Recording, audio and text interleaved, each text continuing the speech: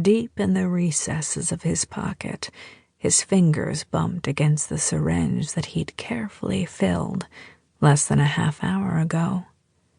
Its pale, yellow liquid bubbled as he rolled it against the pads of his fingers. The imposter's eyes locked onto the 2-inch needle, and in one final display of defiance, she screamed. No one would hear her. No one would come to her rescue. And once his slate was wiped clean, he'd start over. Next time, he'd get it right. Or he'd simply try again. Chapter 1. Chin up, shoulders back. Breathe.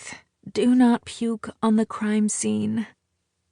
At her last position running the Washington, D.C. crime lab, Zoey Wright had never needed a peppy mantra.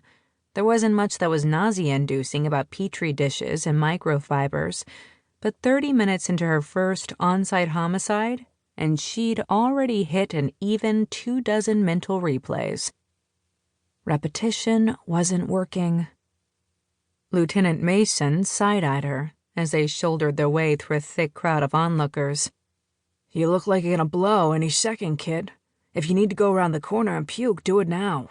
But you damn well better not contaminate my crime scene. I'm good. Zoey breathed in through her nose and out through her mouth. The 60-year-old police veteran lifted his bushy white eyebrows.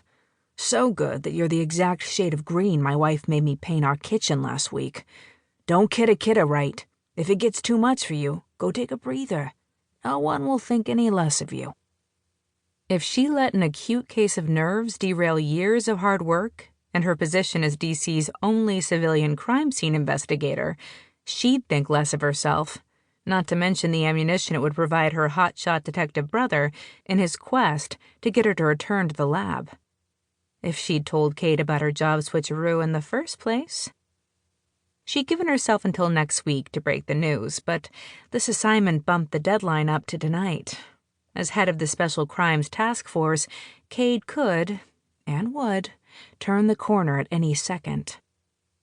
Zoey cursed the ill-timed bacon maple donut that she'd inhaled on the ride from the station to M Street and spotted her brother's truck among the squad cars and unmarked police vehicles lining both sides of the street. At 1 a.m, most family-run businesses had long since closed, which meant the gathering crowd had come from the dance club down the block.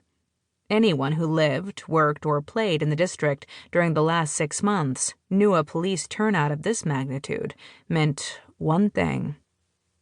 Another victim. Do you have any words of wisdom to lay on me before we get there? Zoey tugged their collection cart behind her, giving it a little extra oomph when it lodged into a crater-sized crack.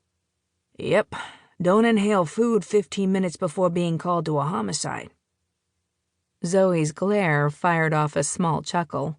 She took the good-natured barb and followed the older man to the yellow police tape that cordoned off the alley from the rest of the world. You make sure everyone stayed out of our scene, Reed? Mason stopped in front of the officers stationed at the mouth of the alley.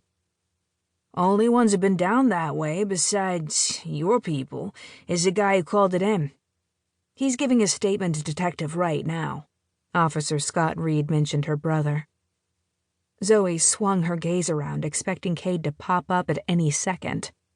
When he didn't show, she released a small sigh of relief, until Mason ducked beneath the rope, leaving her alone with Scott.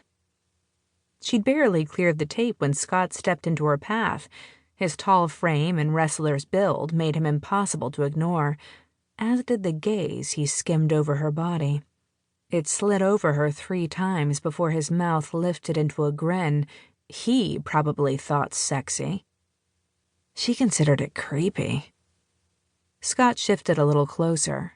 You're all over the place these days, aren't you? I tried calling you a few times after our date. I even left a couple messages. Really?